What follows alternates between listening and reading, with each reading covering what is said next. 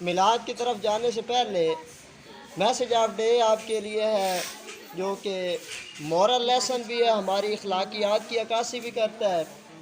تو ایک دفعہ کا ذکر ہے کہ ایک نوکرانی جو ہے وہ چودھریوں کے گھر میں کام کرتی تھی، وڈیروں کے گھر میں کام کرتی تھی۔ نوکرانی جو ہے بڑی خوش تھی۔ ایک دن وہ گئی مالکن کے پاس کام کرنے کے لیے۔ مالکن نے اس سے پوچھا کہ تم خوش کیوں ہو؟ اس نے کہا کہ ہمارے گھر چنو منو پیدا ہوئے ہیں۔ مالکن بھی خوش ہو گئی کہ میری نوکرانی خوش ہے۔ مالکن بڑے دل کی مالک تھی، اس نے نوکرانی کو پیسے دیے کہ جاؤ یہ مٹھائی لے کے آؤ اور بانٹ دو۔ نوکرانی نے مالکن سے پیسے لیے، مٹھائی لے کے آئی، اس نے مٹھائی بانٹ دی، کچھ کھا لی۔ جو باقی بچی پڑی تھی، چودھری گھر آ گیا، وڈیرا تھا، گاؤں کا نمبردار تھا۔ جب وہ گھر آیا اس نے اپنی بیوی سے پوچھا کہ یہ مٹھائی کس خوشی میں؟ اس نے کہا کہ چنو منو پیدا ہوئے ہیں۔ وہ بھی خوش ہو گیا کہ چنو منو پیدا ہوئے ہیں۔ اس نے مٹھائی خود بھی کھا لی، باقی جو مٹھائی بچی وہ لے کے گیا ڈیرے پہ، اس نے نوکروں کو بھی کھلا دی۔ نوکروں نے بھی وہ مٹھائی کھا لی۔ نوکروں نے پھر کیا کیا کہ انہوں نے مالک اپنے سے پوچھا کہ یہ مٹھائی کس خوشی میں ہے؟ اب مالک نے کہا کہ ہمارے گھر چنو منو پیدا ہوئے ہیں۔ تو ایک نوکر نے سوال کیا یہ چنو منو کیا ہے؟ مالک جو تھا وہ خود پریشان ہو گیا کہ اس بات کو تو میں نے ہی نہیں پوچھا کہ یہ چنو منو ہے کیا۔ خیر اس نے کہا میں بھی آپ کو پوچھ کے بتاتا ہوں، آپ یہیں ڈیرے پہ بیٹھو، میں بھی پوچھ کے واپس آتا ہوں۔ وہ گھر گیا، اس نے اپنی بیوی سے پوچھا، چودھرانی سے، کہ یہ چنو منو کیا ہے جس کی خوشی میں آپ نے مٹھائی بانٹی ہے؟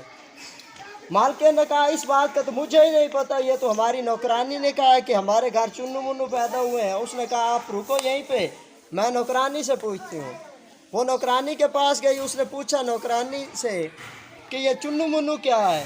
اس نے کہا کہ ہماری گدھی جو ہے اس نے ایک بچے کو جنم دیا ہے، گدھی جس کو پنجابی میں گدھے کہتے ہیں، اس نے ایک بچے کو جنم دیا ہے، تو میں تو اس لیے خوش تھی۔ تو اسی طرح یہ ہے کہ ہم جو ہے بات سنتے ہیں، اس کی تسلی نہیں کرتے کہ وہ بات ہے کیا۔ جس طرح چودھری نے اور چودھرائن نے اس بات کی تسلی نہیں کی تھی کہ وہ چنو منو کیا ہے، انہوں نے سمجھا کہ شاید اس کے یہاں کو بیٹا پیدا ہوا ہے، تو اس خوشی میں مٹھائی بانٹی جا رہی ہے۔ اس نے مٹھائی بٹوا دی، چودھری نے بھی، چودھرائن نے بھی۔ جب ان کو پتہ چلا کہ وہ چنو منو اس کے بیٹے یا بیٹی نہیں ہے بلکہ کیا ہے، وہ گدھی کے بچے ہیں۔ تو اسی طرح ہمارا اسلام جو ہے وہ اس بات سے ہمیں منع کرتا ہے کہ آپ نے بات سن کے اس کو فوری آگے کنوے نہیں کرنا، بلکہ کیا کرنا ہے کہ جو بھی بات سنو، چاہے وہ اچھی بات ہے چاہے وہ بری بات ہے، کوئی بھی بات ہے، آپ نے اس بات کو سن کے اس کی پہلے تسلی کرنی ہے۔ یہ نہیں کہ آپ نے ایک بات سنی، 10 اور لوگوں کو وہ بات بتا دی، 100 لوگوں کو بات بتا دی، اس کی ایسے بدنامی کروا دی۔ تو یہ ہمارے اسلام میں ایک ناجائز اور غلط بات ہے۔ اگر آپ نے کوئی بات سنی ہے تو آپ نے کیا کرنا ہے کہ اس بات کی مکمل طور پہ تحقیق کرنی ہے، تاکہ ایسے کسی کے اوپر الزام تراشی نہ ہو۔ تو جس طرح انہوں نے غلطی کی تھی، ہم بھی اسی طرح غلطی کرتے ہیں۔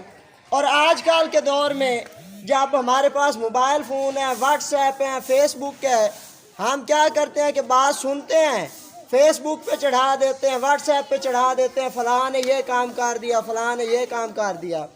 اس سے نقصان کیا ہوتا ہے کہ اگلے بندے نے یہ کام کیا ہی نہیں ہوتا، لیکن اس کی خواہ مخواہ بدنامی ہو جاتی ہے۔ بعض اوقات بات یہاں تک آ جاتی ہے کہ اس بندے کو خودکشی کرنی پڑتی ہے، یا اس بندے کو کوئی بندہ مار دیتا ہے کہ اس نے یہ غلط کام کیا ہے۔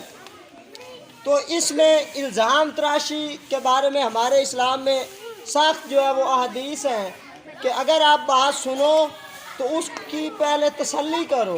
جب آپ کو مکمل تسلی ہو جائے کہ یہ بات ٹھیک ہے، تب دوسرے لوگوں کے ساتھ وہ بات شیئر کرنی ہے۔